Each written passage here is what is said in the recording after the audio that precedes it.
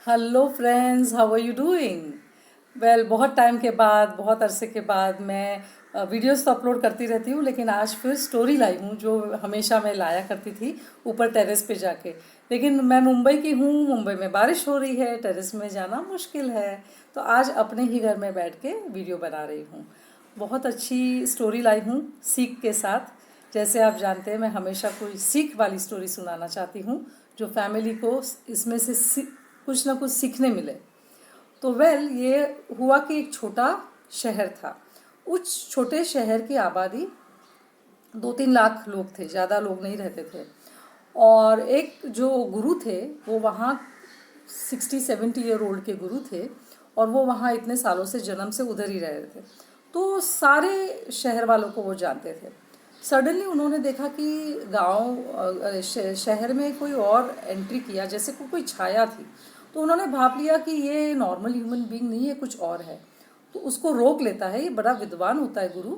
उसको रोक लेता है और उसको पूछता है कि आप कौन है और यहाँ क्या काम है? ये शहर में तो मैं सबको जानता हूँ, आपका यहाँ आना कैसे है?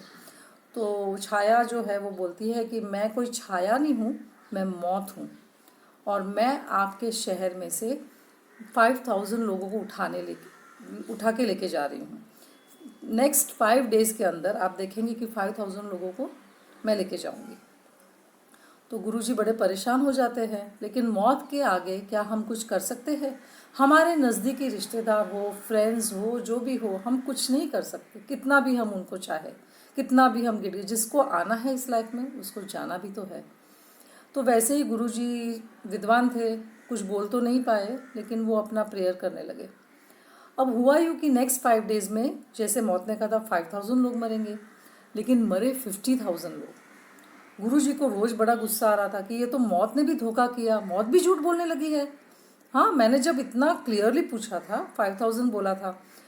तो वहाँ क्या हुआ, महामारी हो गया। जैसे हमारे यहाँ भी महामारी चल रही है, वैसे वो शहर में महामारी फैल गई थी। और एग्जैक्टली यही सच है, कोरोना वायरस, कोविड-19, यही महामारी उस शहर को पकड़ लिया था।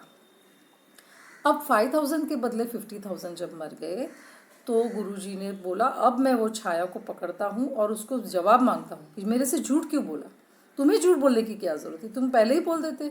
मैं रोक तो सकता नहीं था, मैं कुछ कर तो सकता नहीं था। तो वो रोज़ राह देखता है कि कभी वापस वो छाया मिल जाए। और सडनली एक दिन गुरुजी की मुराद पूरी और वो छाया दिख गई। तो अब गुरुजी ने छाया को डायरेक्टली पूछ लिया बड़े गुस्से में कि आप मौत है। हाँ, आपने मुझे 5000 लोगों का टारगेट बोला था और आप 50,000 को लेके गए। मेरा शहर है, आपने ऐसे क्यों किया? और अगर ऐसा ही करना था तो मुझे सच बोल देते थे। और कोरोना जैसी आपने बीमारी दे दी। तो मौत कहता है कि देखो, मैं आपको समझाता हूँ, मैंने आपसे कुछ भी झूठ नहीं बोला। तो गुरु जी बोलता है ये कैसे हो गया, बताइए। तो बोलता है कि देखिए, मैंने 5000 का ही टारगेट बनाया था, और मैंने 5000 ही जो कोविड से मरे हैं, वो कोविड रीज़न से जो मरे हैं या कोरोना से जो मरे हैं, वो केवल 5000 है। लेकिन जो बाकी 45,000 मरे, वो कोरोना से नहीं मरे। तो गुरु जी बोलते ऐसे कैसे हो सकता है? तो बोलते हैं हाँ, क्योंकि आपकी शहर की आबादी जो है वो समझो 3 लाख लोगों की है। बाकी लोग अपने घर में बैठे हैं, थोड़े लोग सैनिटाइज़र यूज़ कर रहे हैं, थोड़े मास्क यूज़ कर रहे हैं, मतलब जो भी अलाउड है, आवश्यक है, वो सब कर रहे हैं। लेकिन 5000 को तो मैंने ले जाना था, तो उनको मैं लेके गया। ये जो 45,000 है ना, वो मेरे से नहीं मरे हैं, वो अपने डर से मरे हैं। क्योंकि न्यूज़ पे, चैनल्स पे, सोशल मीडिया पे, न्यूज़पेपर्स में आपसी जब डिस्कशंस होते, उसमें केवल वही बात करके वो लोग डिप्रेशन में आ गए थे। और डिप्रेशन में आने के कारण वो मर गए हैं। न उनको कोरोना लगा है, न कोरोना जैसा कुछ और भी लगा है, केवल डिप्रेशन। बिकॉज क्या होता है, कोरोना इज़ अ वायरस, चलो वो पकड़ सकता है, लेकिन जो डिप्रेशन है ना, वो अंदर ही अंदर, बाहर नहीं दिखता है, अंदर ही अंदर पनपते जाता है। और फिर आपका जब मेंटल स्टेट अच्छा नहीं होता, तो बॉडी का स्टेट कैसे अच्छा रहेगा? फिर कोई ना कोई अलग बीमारी पकड़ लेती है। तो बोलता है इसका कारण मैं नहीं हूँ, इसका कारण वे खुद है। तो दोस्तों, अभी भी हमारा लॉकडाउन पीरियड ऑन है, स्पेशली मैं तो मुंबई से बिलोंग करती हूँ, सिटीज़ लाइक मुंबई पुणे जैसे, मतलब आपको पता है बहुत सारी सिटीज़ में अफेक्ट हो रहा है।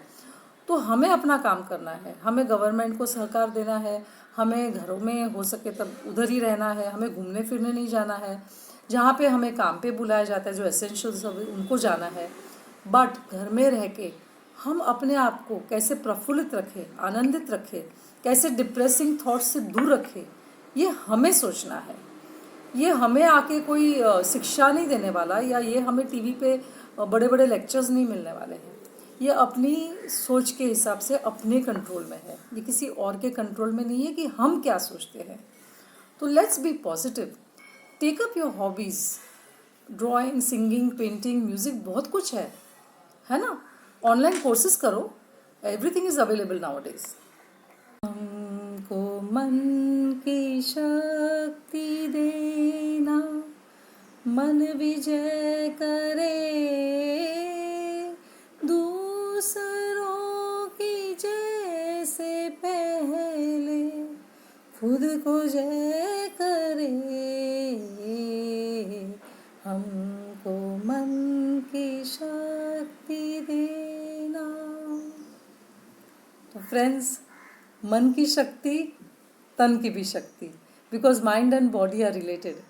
तो हमेशा अपने मन को मतलब जैसे हम अपने कुछ खा के इम्यूनिटी बूस्ट करते हैं ना, वैसे हमारे थॉट्स से हमारी ब्रेन की भी इम्यूनिटी बूस्ट करनी है। And the body and mind are interrelated. तो हमें ऐसे ही खुराक देनी है माइंड को भी, ताकि हमारी बॉडी भी तंदुरुस्त रहे। ऐसी महामारी के समय में keep smiling, be positive, keep a guard on your thoughts, be aware, right? Keep smiling and goodbye. Amishi Hunavar signing off. Thank you.